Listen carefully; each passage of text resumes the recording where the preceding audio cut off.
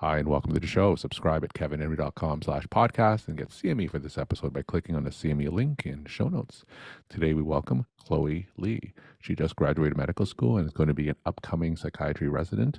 We're going to talk about her KevinMD article. It can happen to you too. Women in medicine also experience domestic abuse. Chloe, welcome to the show. Thank you so much for having me today, Doctor. So we'll get into your article and story in a little bit, but first off, just briefly share your journey to where you are today. Sure. So I graduated literally 2 weeks ago and I'm about to start my intern year in psychiatry. There was nothing else like psychiatry for me during medical school, and I'm just really excited to start my career. So I wrote this piece drawing on personal experience that was enormously challenging, but I felt like it was a story that needed to be told because this is a problem that crosses all boundaries. It happens not only to our patients, but also to us. And so I wanted to get this conversation started because I felt like it was a really, really important topic of conversation. And I felt like the shame and the stigma surrounding being a provider who is in a domestic abuse situation is something that is really hard to deal with as someone who's gone through that situation myself.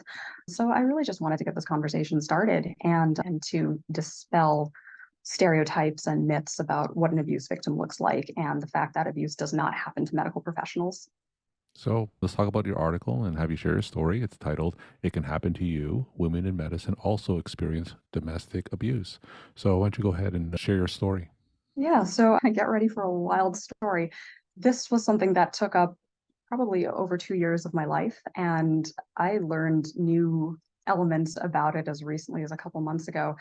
So I was in a 4-year relationship, and my then partner was engaged in my opinion, and also in the opinion of clinicians who are aware of this story, pretty egregious sexual misconduct. About 3 years into our relationship, he started soliciting prostitutes during the pandemic while actively caring for patients on inpatient units. And he went on to have a several months long affair with a nearly 50-year-old prostitute out in San Francisco. And believe it or not, those are the least problematic things he did. He went to a different hospital and had sexual relationships with not one, but two very young female staff in that hospital who were in junior roles. One was a receptionist in his department, and the other was a 19-year-old research intern. So pretty troubling behavior. And then it just got progressively weirder and darker. Returned to our side of the country, and a patient filed a sexual harassment complaint against him. It was reported that she ran out of the room screaming because she alleged that he had exposed himself to her. I found directions in his phone to a massage parlor, which was a front for prostitution and also was charged last year with human trafficking. And a past partner of his alleged that he had sexually assaulted her and then subsequently harassed her for a while when she tried to leave him. So I'm just giving you the facts and you can interpret them as you will. I will not draw conclusions for you. But his behavior, in my opinion, was wildly inappropriate and, in fact, predatory. So, why am I telling you all of this? I'm telling you this to establish a context. This is someone whose objectification of women and whose inappropriate and, in fact, illegal conduct, both inside and outside the professional environment, speaks to a person whose driver is coercive control. And that is the crux of my experience with him. So, as I stated in my article, the sexual misconduct was actually the least of my problems. My partner was very emotionally abusive and actually got to a point where he started to become physically abusive as well. And that is an element of, excuse me, I've got like my notes up here. That's an element of the relationship that I took a very long time to actually be open about and to disclose openly to my family, to my friends. I struggled with a lot of guilt and shame. I also struggled with a lot of embarrassment because as I mentioned before, I'm going into psychiatry. And I went through this existential crisis when I was dealing with the aftermath of all this, thinking, I'm going into the field of medicine that is supposed to be dealing with human behavior. How did I not see this coming? How did I walk directly into it? Does this mean I'm going to be a bad psychiatrist? So I was struggling with all of that, and I was struggling to tell anyone what was going on with me. I could see profound disrespect and actually contempt. Disrespect is a really mild way to put it, but contempt for me. And I do believe that my then partner saw me as disposable, as expendable. He was constantly critical, and literally nothing was off the table. From my physical appearance, I was told that I was physically not desirable to him, to how I speak. He told me that speaking to me is like deciphering a question stem on step 2 of the boards, which was not flattering. I was perpetually walking on eggshells in my home, and I was anxious pretty much all the time. Like, my goal every day was don't make him angry, because I never knew what was going to happen if he became angry. So about a month before I left him, the incident that I discuss in both of my articles happened. He came home kind of late. I didn't expect him to come home late, and I asked him where he was. And suddenly I was on my back on our bed, and his hands were around my throat. And I have very clear but discrete memories of that. What I remember is the silver ceiling light above me just swinging lightly. And I remember what it felt like to have his hands around my neck. And I remember kicking. He will tell you that he pushed me down by my shoulders, and that is very demeaning to my experience with him. And that was not the first time he had been physical with me, but it was the time that was probably the most lethal. And for a long time, I was minimizing what that act was.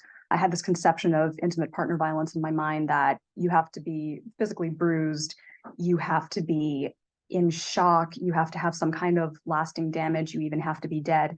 And I've worked with patients who have abuse histories, and I didn't have any bruising. I did not go to the ED. I didn't lose airflow during that time. So I kept minimizing it to myself when I was alone, but this immense fear kept building up inside me, and I couldn't explain that fear response. And then a month later, I found him harassing a stripper for her number on Instagram, and I just said, all right, you know what, enough's enough. I'm done. I don't think the situation is going to get better. I stayed. I didn't leave him right away. I kept hoping that things would get better, that things would change for the better eventually, but things were getting progressively worse, and in fact, very dangerous for me.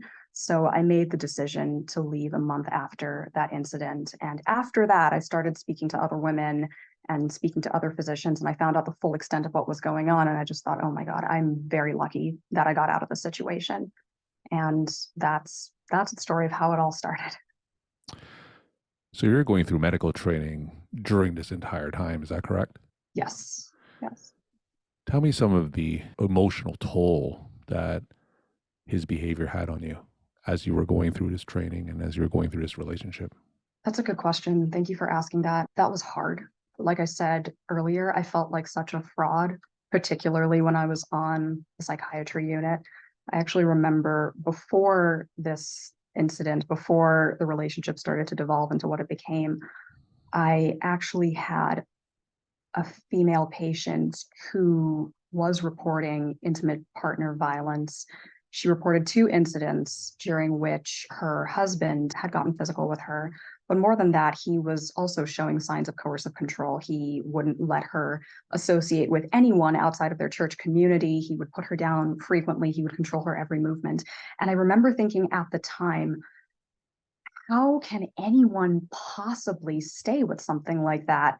I wasn't trying to judge her, but I think my thoughts came across as judgmental, at least in my mind.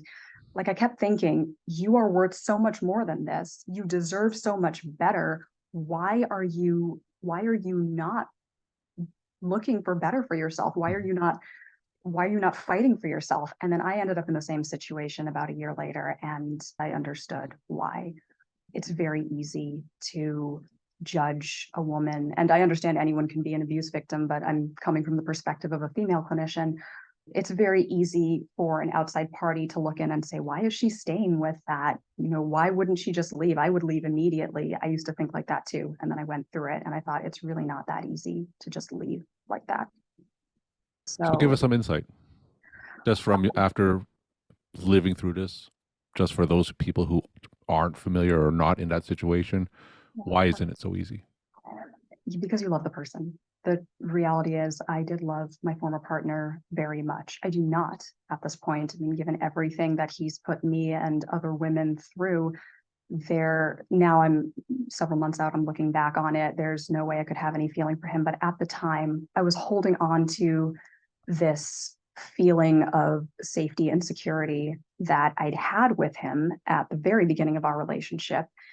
And it's not like I was coming home and getting beaten routinely. Something would happen, and then he would come back and he would apologize. He would cry and make this very dramatic demonstration of remorse. I think that's another thing that we as a society have preconceived notions about. We think that remorse looks like sobbing and begging for forgiveness. I've seen that. I've seen that play out multiple times in my own abusive relationship, and none of it was sincere. Ultimately, none of it was sincere. This person thought so little of me that he put his hands around my throat. And every time that display happened, though, that preconceived notion is what clicked in for me. And I thought, okay, he's clearly very sorry. He snapped. This is not who he is. Things are going to get better. And then after a year of this happening, things just never got better. But when you have that emotional attachment, you cling on to this hope that things are going to get better. Tomorrow is going to be better, is what I kept telling myself. And then finally, you come to this realization that it's never going to change. Now, during the relationship, when you were going through these difficult moments, tell me the support systems that you had. Tell me who you shared the story to during the time. Yeah, there were two physicians in particular who were instrumental to my healing process. I had a tough time disclosing this to my family. I actually disclosed this to those two physicians before I spoke to my family, with the full details rather of what had happened to me before I spoke to my own family. I was afraid that my family was going to judge me. I was afraid that they would think, you got together with this guy and we don't think much of your judgment. I was afraid my friends were going to judge me. So the first physician who I allude to in my second piece is a good friend of mine from college, and he is himself a resident right now. And I just desperately wanted someone to talk to. I started talking to him about this, not the abusive component of the relationship, but certainly the red flags that I was seeing. I started talking to him 6 months before I actually made the decision to leave. And it was very clear from this man's tone and his body language that he thought I should leave. But he didn't explicitly say that. What he did for me was something really important. He asked me, what do you need from me right now? Do you need me to tell you what I think you should do, or do you need me to listen to you? And I said, I just need you to listen. And he didn't tell me what to do. And when I finally came to the decision half a year later that I've got to get out of this, he was really supportive. What that first statement did for me is it provided this sense of emotional security that I was missing for the longest time. It made me feel like, okay, this is a safe person. This is a safe person who I can go to. I can talk to this man about deeply personal things that are giving me enormous feelings of guilt and shame. And ultimately, it made me far more comfortable to make that disclosure of abuse. And I think that's actually a really important lesson for all physicians. Patients don't open up to you if they sense judgment. And ultimately, I'm really, really grateful to that person because he made me feel safe to disclose something pretty terrible and then to start writing and to find my voice. The second physician who helped support me during this is a specialist in trauma. She's a psychiatrist, and I pretty much just want to be her when I grow up. But she ran my narrative medicine seminar in fourth year medical school. And she helped me realize that coercive control was at the center of my experience, and she validated that the situation was dangerous. I think I said that I was minimizing what had been done to me. I just kept thinking, well, I didn't lose airflow. I'm not dead. I wasn't bruised. And I was expressing as much to her, and suddenly she cut me off and she said, no, Chloe, you could have been unconscious within 6 seconds and you could have been dead shortly thereafter. You are very lucky that you're alive right now. And that was chilling. So at this point, we have two physicians who don't know each other, who are in totally different fields of medicine, who are agreeing that this is a dangerous situation. And one of them is now providing me a lot of really solid information on what she and what the local domestic violence advocacy center that I worked with termed non-fatal strangulation. That is the exact term for what it is my partner did to me. It does not reach the level of felony strangulation because there was no pressure applied, but what it was an act of violence that was really not acceptable. And one of my domestic violence counselors, who was another great support system, summed it up very nicely. She said, what he did to you is practice murder. He did not kill you in that moment, but he showed you that he was willing to. And that was pretty chilling and validating, though. How are you doing today? Better. I would say I'm better. Part of the reason I wanted to have this conversation is I wanted to normalize physicians talking about their traumatic experiences and acknowledging that they are not okay when they have trauma, and that is okay.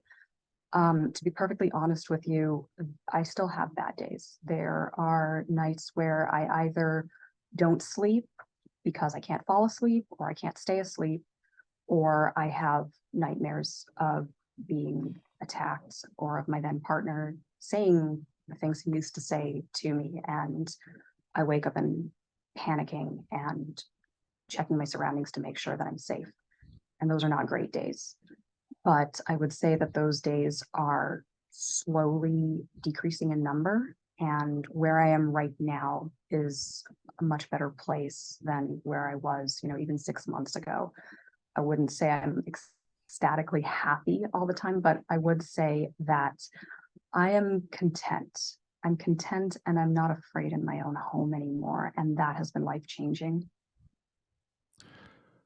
Tell me about the decision that you made in terms of sharing your story so publicly and wanting to use your story to normalize a conversation and reduce the stigma. So tell me about the decision that went into that.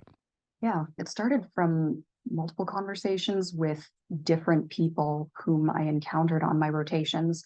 So I did away rotations at, I want to say, 3 different hospitals, in addition to doing rotations in the local area and at our teaching hospital. And at almost every single one of those institutions, women who were not patients, women who were healthcare providers, social workers, physicians, nurses, had stories of their own intimate partner violence experiences. I remember I did a rotation in New York City, close to home for me, and I was talking to the social worker on the team. And I don't even know how it came up, but somehow I found myself just spilling this whole story. And she was the sweetest thing. And she said, "Oh, honey, I'm so sorry that happened to you." And she said, "I had a similar experience. Hmm. I had an ex-husband who would throw things at me, and I'm small, and I was always afraid of him." And then I go to another hospital, and another psychiatrist told me I also had a partner who was engaged in sexual misconduct and who was really unkind to me. And one of my friends who's in psychiatry had a husband who was physically abusive to her. And I realized that this is an experience that is not as fringe as I initially thought it was.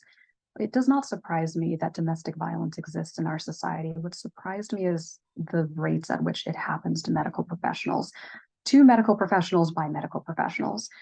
And I so I wrote for your website. I also wrote a piece on Doximity that I tongue-in-cheekily entitled "The Man Who Mistook His Wife for a Doormat," because I think I'm funny. And I received an overwhelmingly positive, but also really heartbreaking response to that piece, where women started sharing with me, women in medicine started sharing with me their own experiences of abuse. They would say, "My story is your story, but it lasted for a lot longer." Some had kids involved. Those were probably the hardest stories to hear. And then some also told me, "I struggled with so much guilt and shame. I tried to tell someone, but I wasn't believed." And then I kept thinking to myself, well, having all these conversations, this is really a problem. This is such a problem. We are really afraid to talk about this. And there's something very wrong about that. There's so much guilt and shame where it shouldn't be on us. It should be on our abusers. Our abusers are the ones who should feel ashamed. We shouldn't feel ashamed.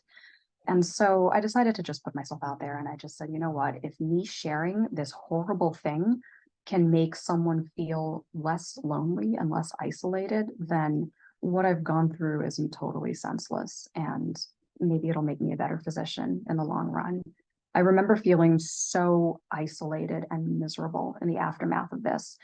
And when these women started sharing their stories with me, and to be clear, I'm not glad that this happened to them, but when these women started sharing their stories with me, I felt less alone. And that did wonders for me, just emotionally, mentally, it did wonders for me. And so I'm hoping I can kind of pass that forward and keep this conversation going. We're talking to Chloe Lee. She's a psychiatry resident. Her KevinMD article is titled, "It Can Happen to You Too. Women in Medicine Also Experience Domestic Abuse." Chloe, tell us some of your take-home messages that you want to leave with the KevinMD audience. Thank you. So I think I've emphasized ad infinitum that people in medicine can be abused and people in medicine can be abusers. And the final thing I'd like to leave your audience with is something that I struggled to figure out how exactly to say this, but I think I'm going to say it. First, do no harm does not just mean don't actively engage in harm. It also means don't turn a blind eye to harm when you see it being done. If you think of more prominent cases of abuse and misconduct, not necessarily sexual, but certainly misconduct within medicine, and the names Larry Nassar, Christopher Dunch, Michael Swango are coming to mind. These are ethically compromised former physicians that did unspeakable damage to patients and to their families, but they didn't have access to those vulnerable people by themselves. They enjoyed years of institutional complicity that allowed them to have access to their victims. And by the time they were held accountable, there were countless lives that were irrevocably damaged. And we as physicians have a responsibility to say that that is unacceptable in medicine. It's not okay. It is unacceptable. And we need to take a hard line. We need to take a hard stance and say it has no place in medicine through our actions, not just our words. Otherwise, it's just lip service. And that is ultimately something I hope stays with the clinicians who may be watching this video right now. Chloe, thank you so much for sharing your story, time, and insight. Thanks again for being on the show. Thank you so much.